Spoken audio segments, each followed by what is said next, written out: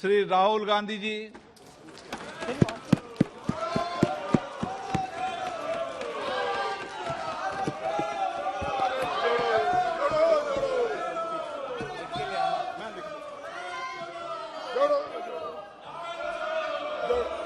Speaker sir, thank you for allowing me to speak on the President's address. It's an honor for me to be able to speak at this House today.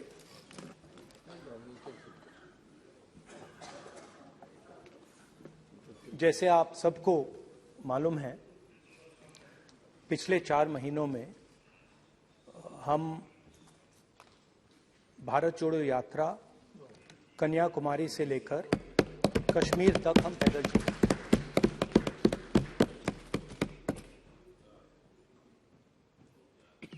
तीन 3,600 kilometre तकरीबन। और इस यात्रा पे बहुत कुछ सीखने को मिला।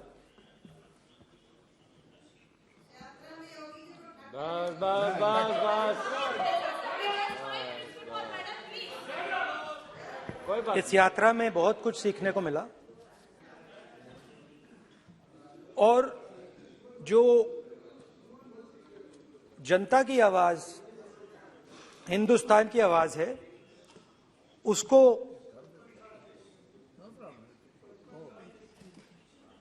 गहराई से सुनने का मौका मिला।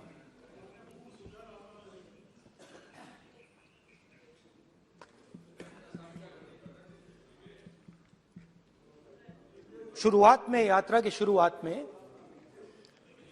मैंने सोचा था कि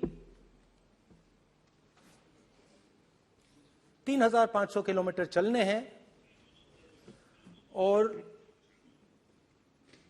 मुश्किल है मगर किया जा सकता है।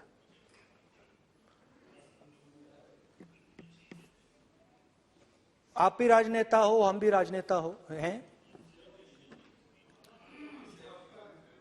हाँ, सेवक कह लीजिए। और नॉर्मली आजकल की राजनीति में जो हमारी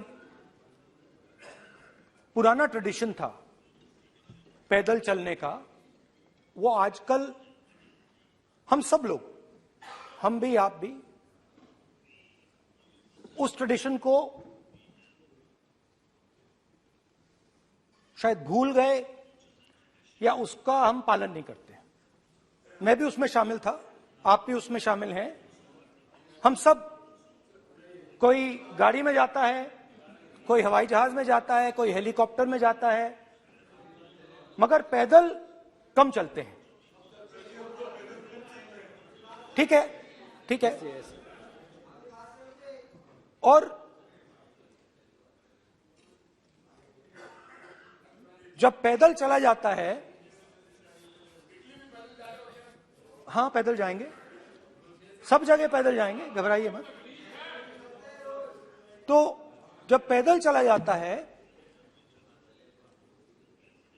मैं 1 किलोमीटर की बात नहीं कर रहा हूं, 10 की नहीं कर रहा हूं, 25 की नहीं कर रहा हूं, मैं 200-300-400 किलोमीटर की बात कर रहा हूं। जब 200-300-400 किलोमीटर चला जाता है तो शरीर पे दबाव पड़ता है, दर्द होता है, मुश्किल आती है। शुरुआत में चलते वक्त लोगों की आवाज सुन रहे थे हम, मगर हमारे दिल में यह भी था कि हम भी अपनी बात रखें। कोई हमारे पास आता था, कहता था कि मैं बेरोजगार हूं, और हमें लगता था कि नहीं, हमें कहना चाहिए कि तुम बेरोजगार क्यों हो, कारण क्या है। उसमें हम विपक्ष का रोल भी प्ले कर लेते थे,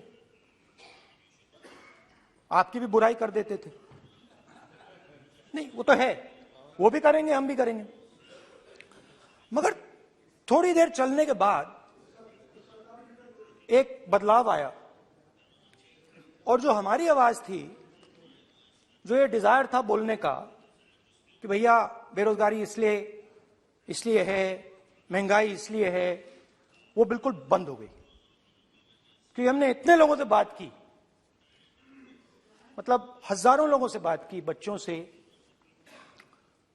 बुजुर्गों से, महिलाओं से, माताओं से, बहनों से, कि थोड़ी देर बाद ये बिल्कुल आवाज बंद हो गई। और फिर हम गहराई से, और मैं खुल के कह सकता हूं, मैंने तो अपनी जिंदगी में इस प्रकार से कभी पहले सुना ही नहीं था।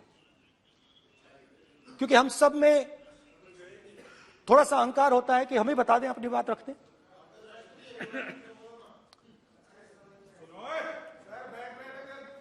तो आस्ते आस्ते जब हम चले 500-600 किलोमीटर बाद, जनता की आवाज गहराई से सुनाई देने लगी और एक प्रकार से यात्रा, इंडिविजुअल्स नहीं, यात्रा हमसे बोलने लगी। नहीं, गहरी बात है, समझ नहीं आएगा। आप समझने की कोशिश करो। यात्रा हमसे बोलने लगी। 200 किलोमीटर आप चलने की कोशिश करिए, पता चल जाएगा। और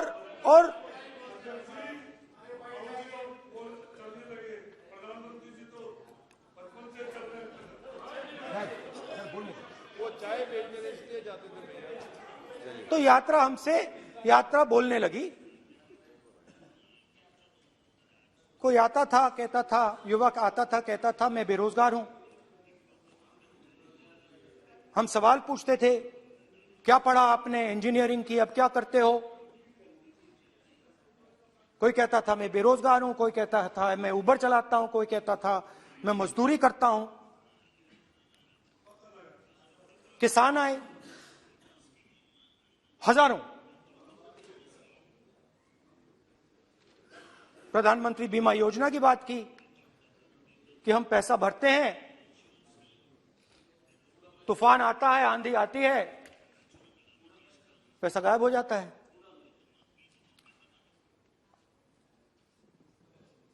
किसानों ने यह भी कहा कि हमारी जमीन छीन ली जाती है, हमें सही रेट नहीं मिलता। जमीन अधिग्रहण बिल जो था वो लागू नहीं होता। आदिवासियों ने कहा, वनवासियों ने नहीं, आदिवासियों ने, कि जो ट्राइबल बिल में हमें दिया जाता था वो आज छीना जा रहा है। तो बहुत सारी चीजें हमको सुनने को मिली, मगर मेन थ्रस्ट अगर मैं कहूं, मेन थ्रस्ट बेरोजगारी, महंगाई और किसान। उसमें एमएसपी थी, उसमें बीज की समस्या थी, किसान बिल की समस्या थी। अच्छा, अग्निवीर की भी बात की लोगों ने। आपने अभी बोला कि अग्निवीर देश को फायदा पहुंचाएगा, मगर हिंदुस्तान का युवा जो 4 बजे दौड़ता है, आर्मी में भर्ती होने के लिए दौड़ता है, वो आपकी बात से सहमत नहीं है। उनने हमसे कहा कि पहले हमें 15 साल की सर्विस मिलती थी, पेंशन मिलती थी, अब 4 साल के बाद हमें निकाल दिया जाएगा, कुछ नहीं मिलेगा, पेंशन नहीं मिलेगी। सीनियर ऑफिसर्स ने कहा कि हमें तो लगता है कि ये जो अग्निवीर योजना है ये आर्मी के अंदर से नहीं आई, ये कहीं और से आई है, ये आरएसएस से आई है, होम मिनिस्ट्री से आई है। ये सीनियर आर्मी के लोगों ने कहा है, मैं नहीं कह रहा हूं, कि हमें लगता है कि ये आर्मी के ऊपर ये योजना थोपी गई है और ये आर्मी को कमजोर करेगी। आर्मी के जनरल्स ने हमें कहा, जो रिटायर्ड हैं, उन्होंने हमें कहा, राहुल जी, हजारों लोगों को हम हथियार की ट्रेनिंग दे रहे हैं और फिर थोड़ी देर बाद उनको समाज में डाल रहे हैं। बेरोजगारी है, समाज में हिंसा बढ़ेगी।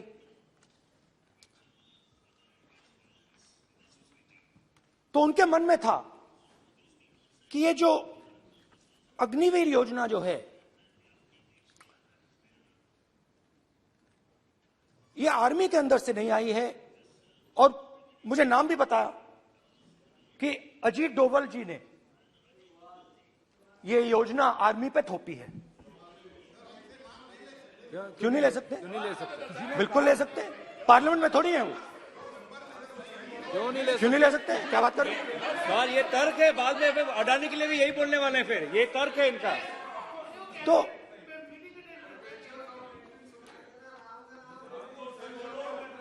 तो इंटरेस्टिंग बात यह है कि मैंने फिर प्रेसिडेंट्स एड्रेस पढ़ा। देश के सब युवा अग्निवीर अग्निवीर अग्निवीर अग्निवीर बोल रहे हैं, कह रहे हैं कि ये आर्मी के ऊपर थोपा गया है, हमें नहीं चाहिए। आर्मी के लोग कह रहे हैं हमें नहीं चाहिए। जैसे मैंने कहा, आर्मी को लगता है कि होम मिनिस्ट्री ने इनके ऊपर थोपा है, आरएसएस ने ये उनके ऊपर थोपा है। तो ये आवाजें आ रही हैं। अब मैंने आपका बैठिए, अब बैठिए,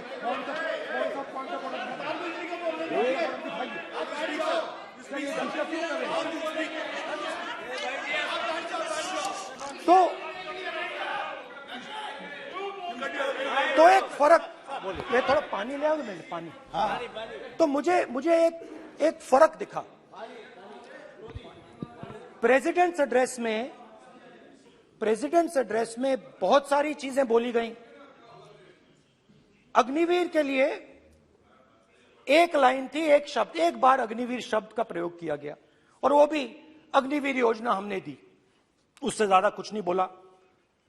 कहां से आई, कौन लाया, किसको फायदा होगा, ये नहीं बोला। बेरोजगारी शब्द ही नहीं था उसमें। आपने देखा होगा, बेरोजगारी शब्द ही नहीं था प्रेसिडेंट एड्रेस में। महंगाई शब्द ही नहीं था। तो जो यात्रा में हमें सुनने को मिला, अग्निवीर, महंगाई, किसान, बेरोजगारी, प्रेसिडेंट एड्रेस में था ही नहीं। तो ये मुझे थोड़ा अजीब लगा कि जनता कुछ कह रही है और प्रेसिडेंट एड्रेस में कुछ और सुनाई दे रहा है। अच्छा, एक और चीज हमें बताई गई। तमिलनाडु से लेकर केरला, महाराष्ट्र, मध्य प्रदेश, सब जगह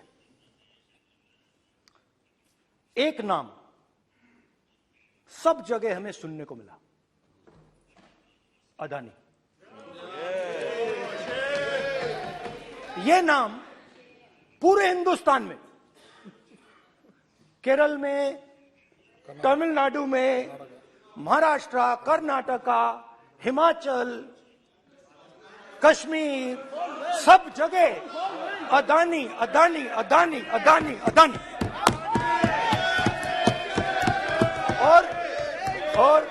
और ये नाम नहीं, और इस नाम के बारे में जब लोग बोलते थे मुझसे, तो 2-3 सवाल पूछते थे। ये पूछते थे कि ये जो अदानी जी हैं, ये किसी भी बिजनेस में घुस जाता है, ये सफलता प्राप्त कर जाता है, ये कभी फेल नहीं होता।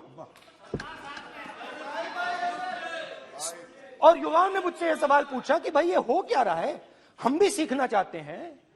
मोदी जी ने कहा स्टार्टअप करो, हम भी अदानी जी जैसे बनना चाहते हैं। तो भैया किसी भी बिजनेस में घुस जाओ और एकदम सक्सेस हो जाए। यह पहला सवाल था। दूसरा सवाल था कि ये अदानी जी हैं, ये किसी भी बिजनेस में घुस जाते हैं। पहले ये 1-2 बिजनेस करते थे, अब ये 8-10 सेक्टर्स में काम करते हैं। Airports, data centres, cement, solar energy, wind energy, aerospace and defence, consumer finance, renewables, media. तो उन्होंने मुझसे पूछा कि राहुल जी, हाँ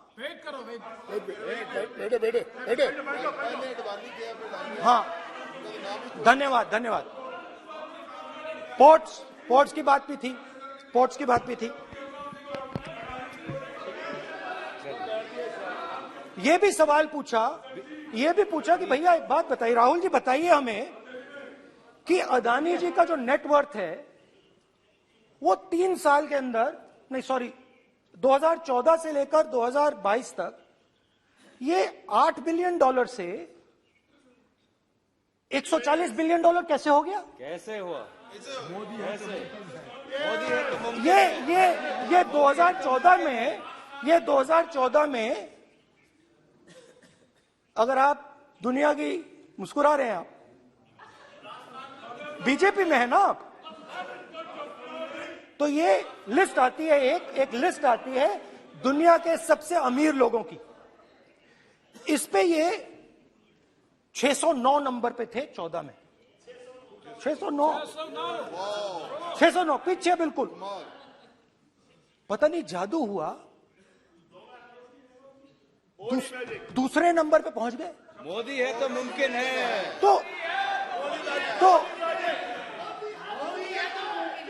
तो मुझसे पूछा यार, बहुत सारे लोगों ने पूछा कि भैया राहुल जी बताइए,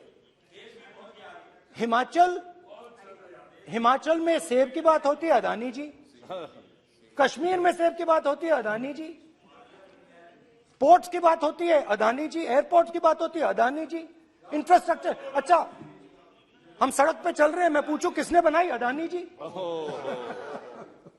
तो लोगों ने यह भी पूछा कि राहुल जी, ये जो अदानी जी जो हैं, इनकी सफलता कैसे हुई?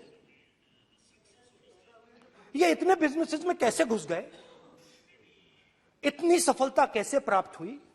और सबसे जरूरी सवाल, इनका हिंदुस्तान के प्रधानमंत्री के साथ क्या रिश्ता है और कैसा रिश्ता है?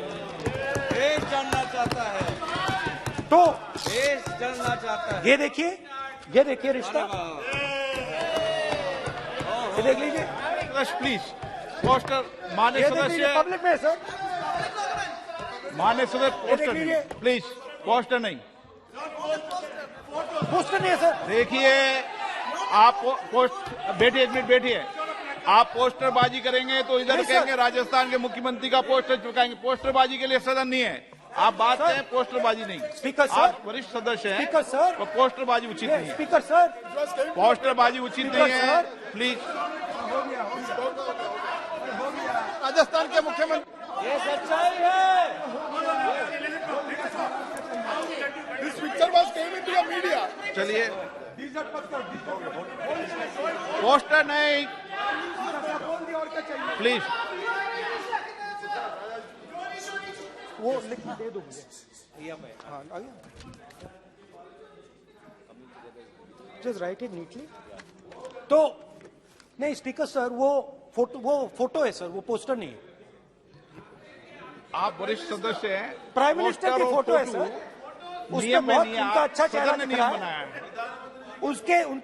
उनके वहां पे, उनके पीछे अदानी का लोगो है, अदानी जी के हवाई जहाज में घुस रहे हैं। तो मैंने सोचा कि आज के प्रेसिडेंट्स एड्रेस में मैं थोड़ा जो नरेंद्र मोदी जी का और अदानी जी का रिश्ता है उसके बारे में आपको थोड़ा बता देता हूं। प्लीज बताइए। तो वो आप बता देना।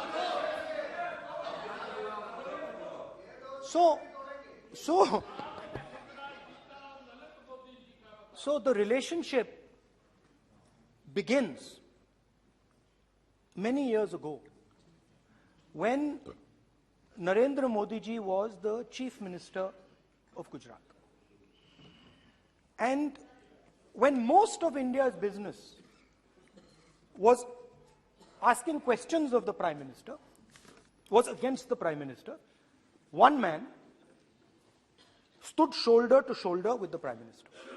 didn't back down. That's commendable. It's not a joke.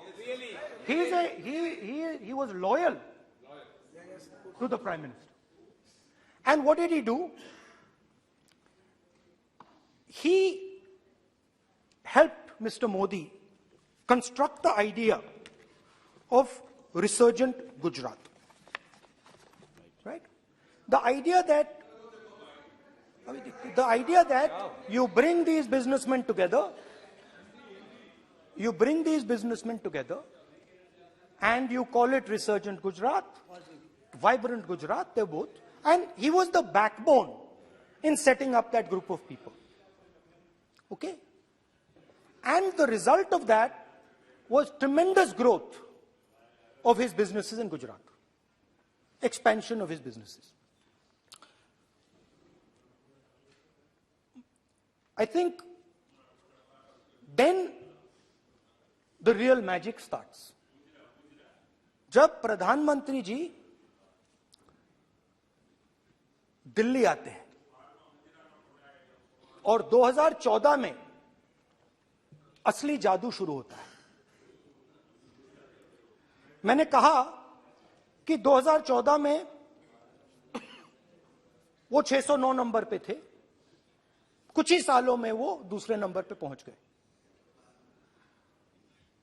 कैसे पहुंचे? मैं आपको, बहुत सारी इंडस्ट्रीज में काम करते हैं, मैं आपको 2-3 इंडस्ट्रीज का उदाहरण दे देता हूं। एयरपोर्ट इंडस्ट्री की बात, एयरपोर्ट्स की बात करते हैं।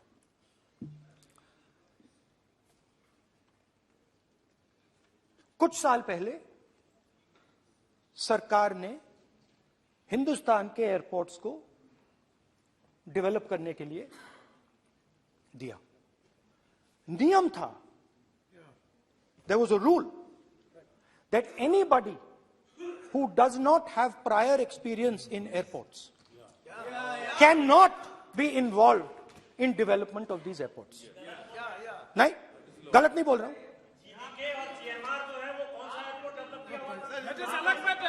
आप बैठ जाइए।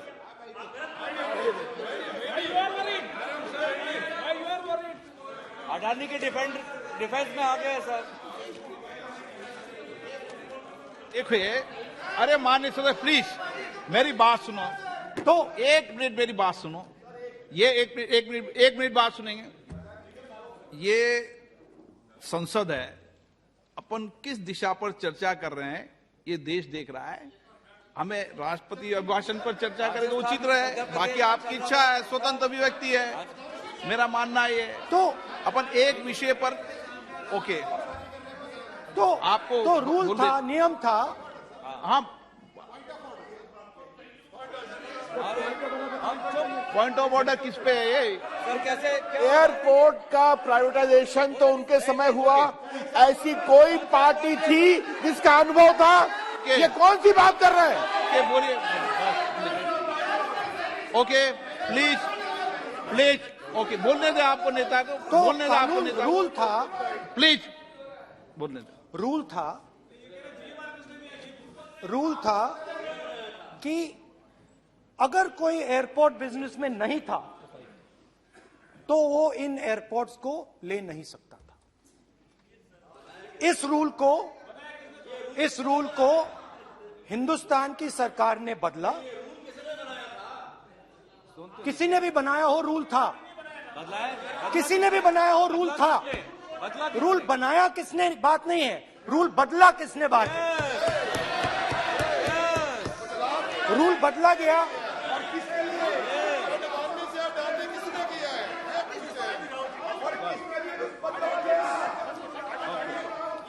रूल बदला गया।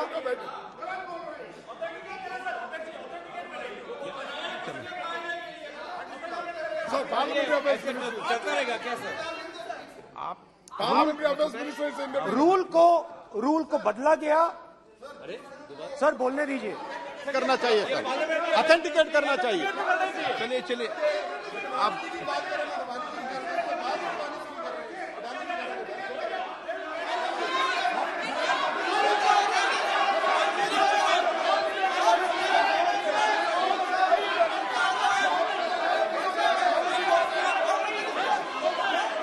रूल बदला गया सर, स्पीकर सर।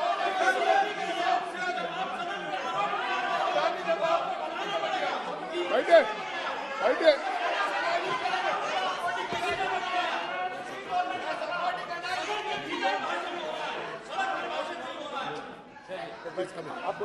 तो ये रूल बदला गया। उस समय मीडिया में इसके बारे में चर्चा हुई थी। रूल बदला गया और अदानी जी को 6 एयरपोर्ट्स दिए गए। उसके बाद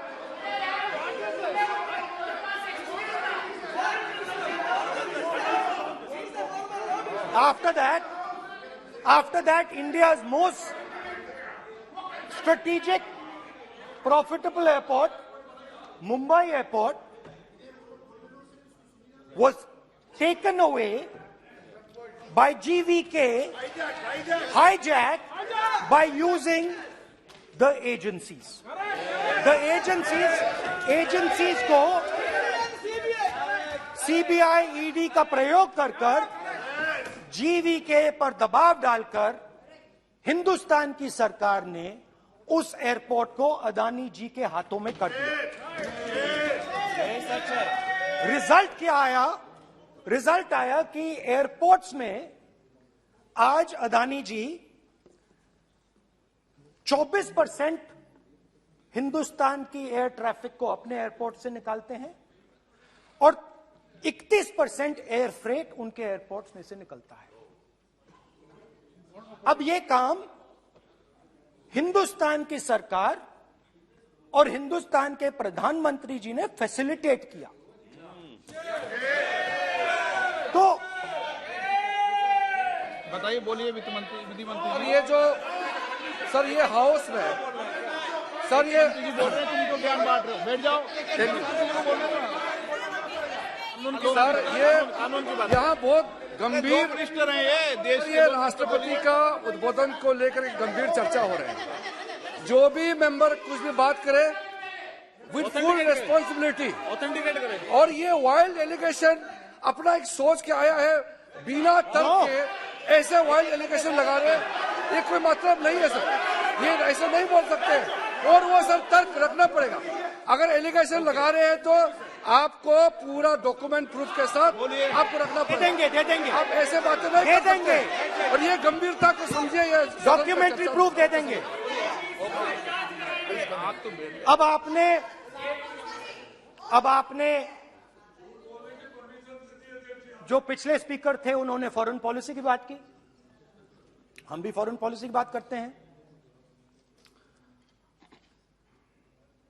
चलिए डिफेंस से शुरू करते हैं।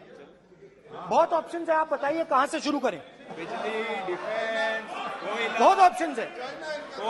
Defence, let us start with defence.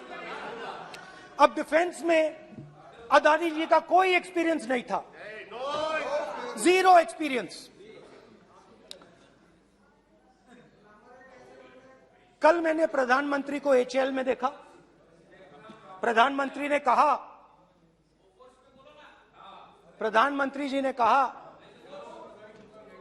कि गलत आरोप लगाया, मगर रियलिटी तो यह है कि एचएएल का जो कॉन्ट्रैक्ट था 126 हवाई जहाजों का, वो अनिल अंबानी को चला गया और अनिल अंबानी बैंकरप्ट हो गया। वहां भी फैसिलिटेशन था। अब देखिए, और ये जो फ्यूचर एंटरप्रेन्योर्स हैं, जो बिजनेस स्कूल हैं, हार्वर्ड यूनिवर्सिटी जैसे स्कूल हैं, इनको इसका केस स्टडी, इसकी केस स्टडी बनानी चाहिए, शायद बने। How to use government power to build individual businesses, case study.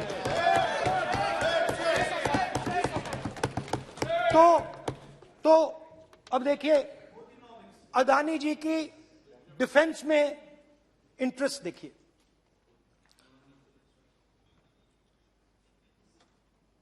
Elbit company के साथ हिंदुस्तान में अदानी जी ड्रोन्स बनाते हैं। ड्रोन्स को हिंदुस्तान की एयरफोर्स, आर्मी, नेवी के लिए रीफिट करते हैं। अदानी जी ने यह काम कभी नहीं किया है पहले। HAL ये काम करती है। हिंदुस्तान में और भी कंपनीज हैं जो ये काम करती हैं, मगर प्रधानमंत्री जी इजरायल जाते हैं और उसके एकदम बाद अदानी जी को ये कॉन्ट्रैक्ट मिल जाता है, मगर एक नहीं मिलता। ये मत सोचिए कि सिर्फ एक कंपनी की बात हो रही है, ये इंडस्ट्रीज की बात होती है यहां पे। जैसे मैंने आपको दिखाया, एयरपोर्ट का पूरा सिस्टम उठा के ले गए, 30% मार्केट शेयर एयरपोर्ट में ले गए, वैसे ही डिफेंस में करा। तो 4 डिफेंस की इनके पास कंपनीज हैं, ये काम इन्होंने कभी नहीं किया। स्मॉल आर्म्स, जिसमें टवॉर है जो हमारी स्पेशल फोर्सेस यूज करती है, आर्मी यूज करती है, जिसमें गलील स्नाइपर राइफल है, ये सब अदानी जी बनाते हैं। सीधा स्ट्रेट इजरायल में प्राइम मिनिस्टर जाते हैं, प्राइम मिनिस्टर के साथ वहां पे मतलब बीच में पैदल चलते हैं और फिर जादू से पीछे से इंडिया का फर्स्ट कॉम्प्रिहेंसिव MRO मिल जाता है मेंटेनेंस के लिए, जहाजों के मेंटेनेंस के लिए।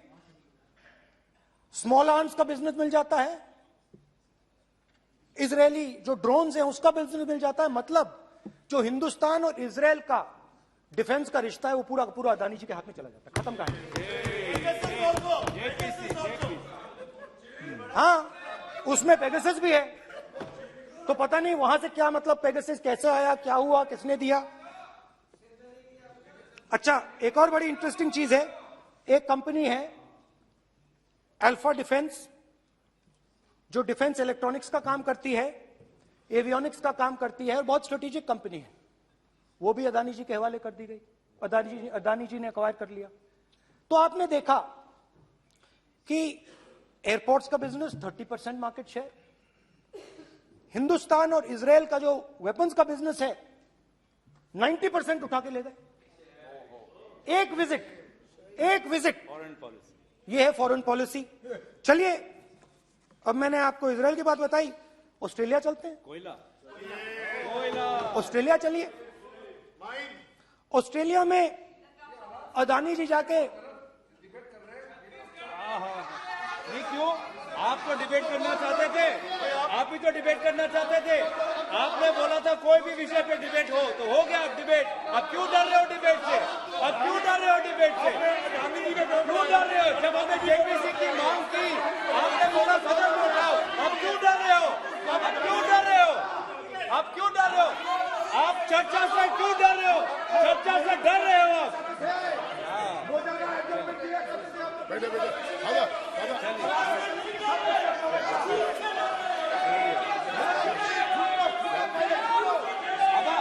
अब सुनना पड़ेगा, अब सुनना पड़ेगा, अब सुनना पड़ेगा। ऑस्ट्रेलिया जाते हैं, प्रधानमंत्री ऑस्ट्रेलिया जाते हैं।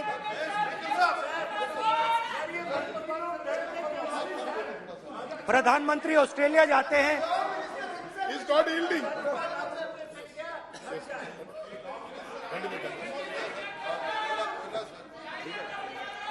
ऑस्ट्रेलिया जाते हैं। क्या नंबर बताएं? 369। सर ये क्या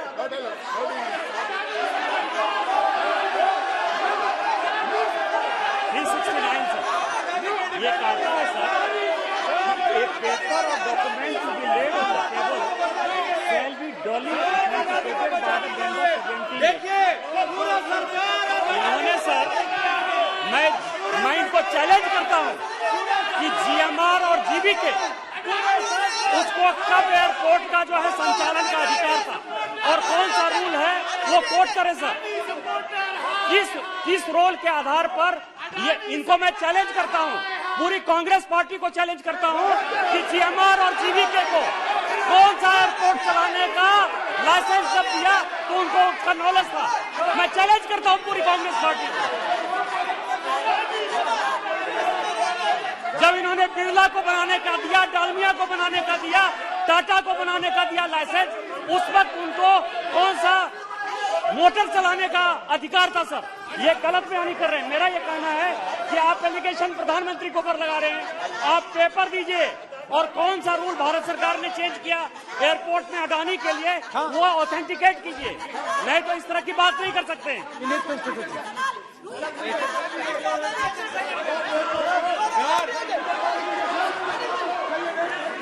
करना पड़ेगा, ऑथेंटिकेट करना पड़ेगा। राहुल गांधी जी, आपको ऑथेंटिकेट करना पड़ेगा। आप ऐसा नहीं बोल सकते हवा में, आप हवा में बोल रहे हो और प्रधानमंत्री जी पे आरोप लगा रहे हो। आपको ऑथेंटिकेट करना ही पड़ेगा। आप ऐसे ही बोल रहे हो कि जीएमआर का जीवीके के समय रूल था, कहा था रूल? कोई रूल नहीं था। आपको यह तो ऑथेंटिकेट, और ऑथेंटिकेट करके ही रखना पड़ेगा आपको। पहले रखिए और उसके बाद आगे बात करने देंगे, नहीं तो माफी मांगिए देश से। आप प्रधानमंत्री जी पर आरोप लगा रहे हैं, सर बोलने दीजिए। अनाप शनाप आरोप लगा रहे हैं, बिना किसी डॉक्यूमेंट के आरोप लगा रहे हैं प्रधानमंत्री जी पे। रूल 353 सर, रूल 353 किया है sir, no allegation of defamatory और incriminatory nature shall be made unless you have given notice. छोड़िए, वो तो प्रधानमंत्री के खिलाफ एलिगेशन लगा रहे हैं बिना नोटिस दिए, बिना कोई डॉक्यूमेंट दिए। सर ये रिकॉर्ड पर नहीं आना चाहिए सर, ये बिल्कुल रूल का उल्लंघन है। और क्या क्या बातें वो कह रहे हैं सर, मैं उसको रिपीट नहीं करना। Reckless allegation, baseless allegation, in violation of rules, sir ये स्वीकार नहीं होना चाहिए। ओके सर, एक सब बैठिए। ऑस्ट्रेलिया पीएम जाते प्लीज हैं। बैठिए, आप प्लीज बैठिए। वरिष्ठ वकील साहब बैठिए। ऑस्ट्रेलिया जाते हैं। एक मिनट राहुल जी, एक मिनट। नियम 369 भी मैंने देखा है, 353 भी देखा है। मेरा आग्रह है, सदन भारत की संसद है, हम एक ही विषय पर सारी राष्ट्रपति की चर्चा लगाए, ये उचित है क्या? फिर आपको बोलना बोले नहीं स्पीकर साहब, गलत तरीका है। राहुल गांधी जी, आप बोल रहे नहीं, गलत तरीका है। क्या देश को संदेश देना चाहते हैं आप? क्या संदेश देना चाहते हैं देश को? चलिए राहुल गांधी जी। ऑस्ट्रेलिया में प्रधानमंत्री जाते हैं। आप बोलिए सर, स्पीकर सर, प्रधानमंत्री जी ऑस्ट्रेलिया जाते हैं और जादू से State Bank of India $1 billion loan Adani ji को ऑफर कर दिया। सर इसका भी डॉक्यूमेंट जरूरी है क्या, बताओ? मोदी जी, आपका सरकार की पास है। अधीर प्लीज। उसके बाद मैं उदाहरण दे रहा हूं, पूरी दुनिया में मोदी जी जाते हैं, घूमते हैं, तो मैं बता देता हूं क्या होता है वहां पे। बांग्लादेश में गए, हाँ काम पे ही जा रहे हैं, वही तो बोल रहा हूं, काम पे जा रहे हैं। बांग्लादेश जाते हैं, मोदी जी की पहली ट्रिप होती है बांग्लादेश में। वहां पे बांग्लादेश को इलेक्ट्रिसिटी बेचने का डिसीजन लिया जाता है। कुछ ही दिन बाद बांग्लादेश पावर डेवलपमेंट बोर्ड 25 साल का कॉन्ट्रैक्ट अदानी जी के साथ साइन कर देता है। 1500 मेगावाट इलेक्ट्रिसिटी का कॉन्ट्रैक्ट अदानी जी।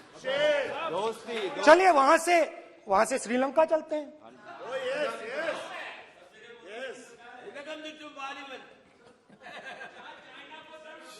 जून 2022 में Chairman of Sri Lanka's Ceylon Electricity Board, MMC Fernando, informed a parliamentary committee in Sri Lanka in open hearing that he was told by President Rajapaksa that PM Modi pressured him to give the wind power project directly to Mr. Adani.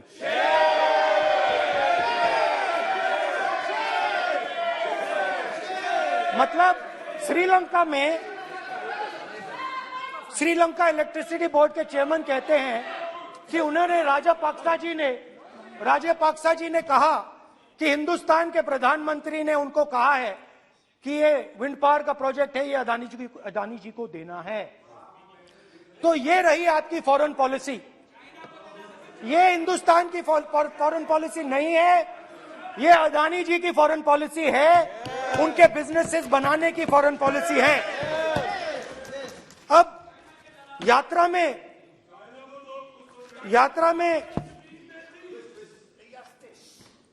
में मुझसे 2-3 और सवाल पूछे गए। यात्रा में लोगों ने मुझसे पूछा, राहुल जी ये जो LIC कंपनी है इसका पैसा अदानी जी की मदद करने के लिए क्यों डाला जा रहा है? उन्होंने यह भी पूछा कि अदानी जी के जो शेयर्स हैं बड़े वोलेटाइल हैं, उसमें LIC का पैसा क्यों डाला जा रहा है? तो मेरा कहना है कि एक सेकंड, मेरा कहना है कि अदानी जी की मदद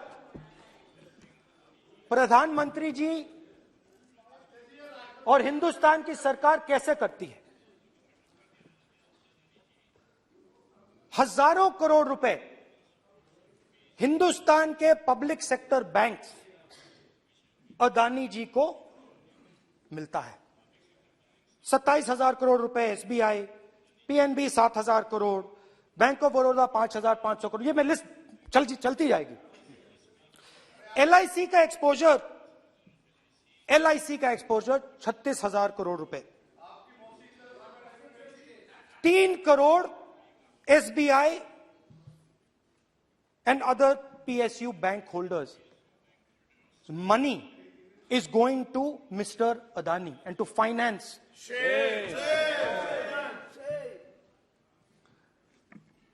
Now, of course, there is another question. तो मदद कैसे हो रही है? हिंदुस्तान के पब्लिक सेक्टर बैंक्स का पैसा, LIC का पैसा नरेंद्र मोदी जी, अदानी जी को दिया जा रहा है। अगर कोई सामने खड़ा हो जाता है, जैसे जीवी के लोग खड़े हुए, ED, CBI एजेंसीज आ जाती हैं, उनको परे कर देती हैं। तेलंगाना में भी एक पोर्ट का उदाहरण था, आंध्रा, सॉरी। मगर मेन सवाल और सबसे इंटरेस्टिंग सवाल दूसरा है। कुछ दिन पहले ये हिंडनबर्ग रिपोर्ट आई, उसमें लिखा था कि अदानी जी की हिंदुस्तान के बाहर शेल कंपनीज हैं। ये जो शेल कंपनीज हैं, सबसे पहला सवाल है, ये हैं किसकी? ये किसकी है मॉरिशस में जो शेल कंपनीज हैं? और ये जो हजारों करोड़ रुपया ये शेल कंपनीज हिंदुस्तान में भेज रही हैं, ये किसका पैसा है? और क्या ये काम अदानी जी फ्री में कर रहे हैं? अब मैं ये सवाल क्यों पूछ रहा हूं? क्योंकि अदानी जी स्ट्रेटेजिक बिजनेसेस में काम करते हैं। अदानी जी हिंदुस्तान के पोर्ट्स को डोमिनेट करते हैं। अदानी जी हिंदुस्तान के एयरपोर्ट्स को डोमिनेट करते हैं।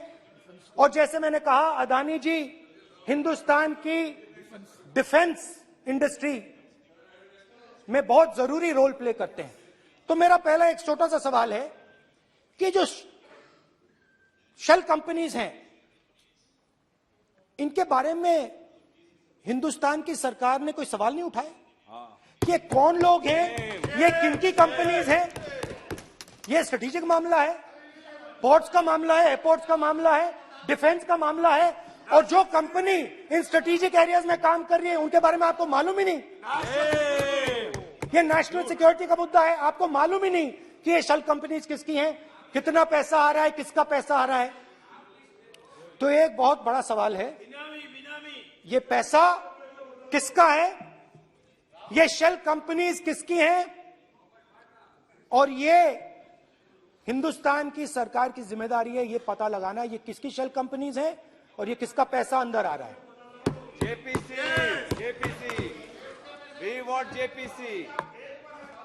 We want JPC.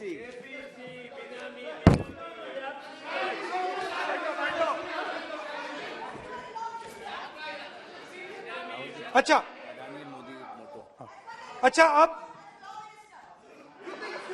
अब चलिए छोटा सा बजट के बारे में बता देता हूं।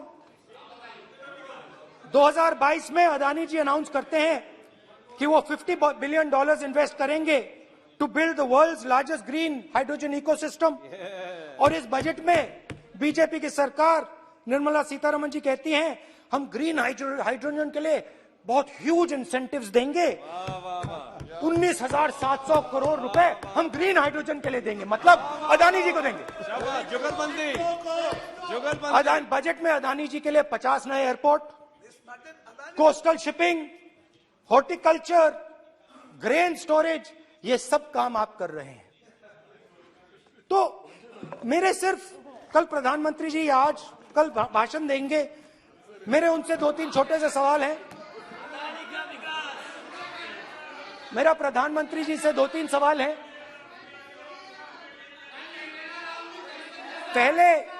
पहले अदानी जी के हवाई जहाज में मोदी जी जाते थे, अब मोदी जी के हवाई जहाज में अदानी जी जाते हैं।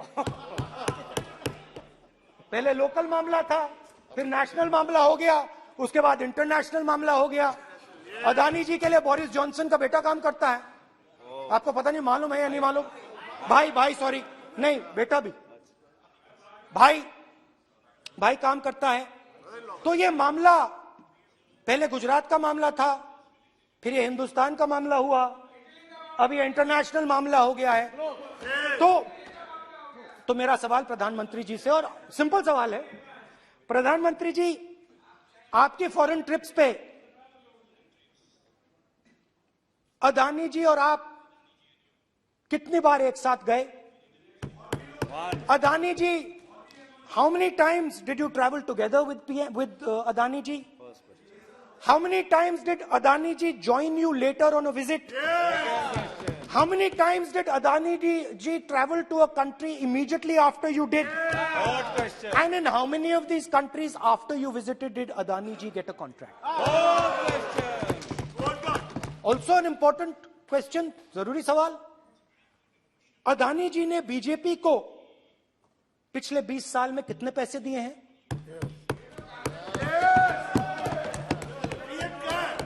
इलेक्टोरल बॉन्ड्स में कितना पैसा दिया है?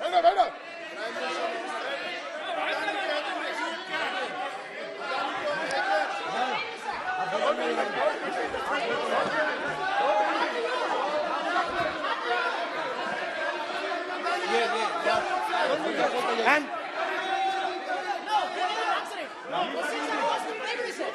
questions are posed to Prime Minister, please. Sir, खत्म करने दीजिए सर। Concluding. Sir, concluding. और बहुत सुंदर तरीके से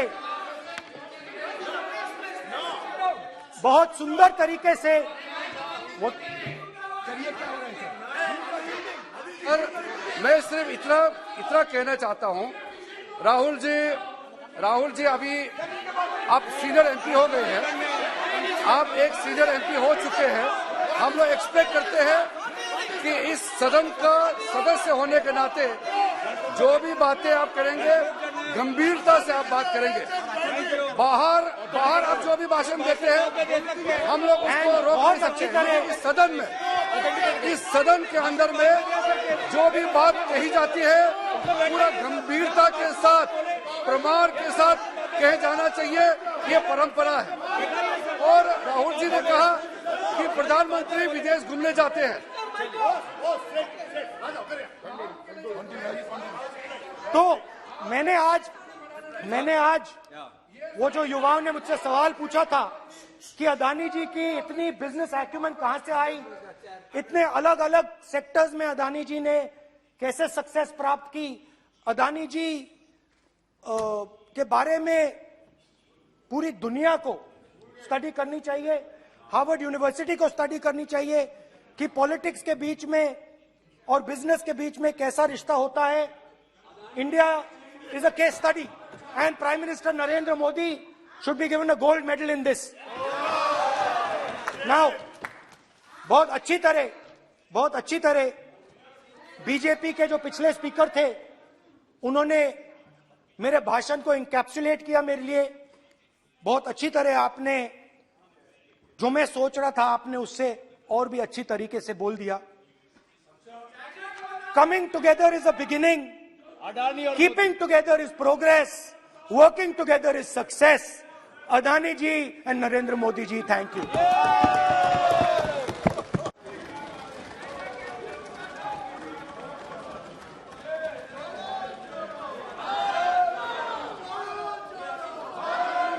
भारत जुड़ा हुआ है, चिंता मत करो। श्रीमती कनिमोजी, माननीय सदस्य मैं आग्रह कर सकता हूं, सदन आपका है। कोई अपनी यात्रा पर चर्चा करता है, कोई करता है, अच्छी हो राष्ट्रपति अभिभाषण पर चर्चा करो आप, तो ठीक लगेगा।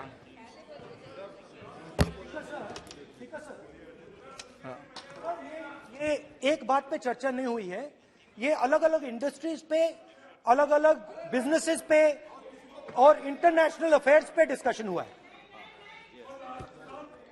नहीं, एक मिनट प्लीज बैठिए। नहीं, प्लीज बैठिए। पर अपन को सदन के बाहर ये भी टिप्पणी नहीं करना चाहिए कि अध्यक्ष महोदय माइक बंद कर देते हैं या हमें नहीं दिखाते, ये भी टिप्पणी करना उचित नहीं है, क्योंकि सर अध्यक्ष बोलने जी, अध्यक्ष जी, बट रियलिटी है आप माइक बंद कर देते हैं। आपको आप एक मिनट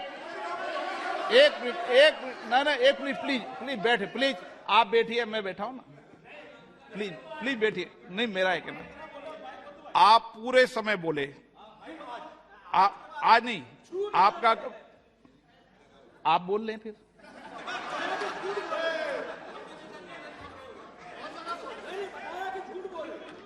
आप पूरे, ठीक है, थैंक यू।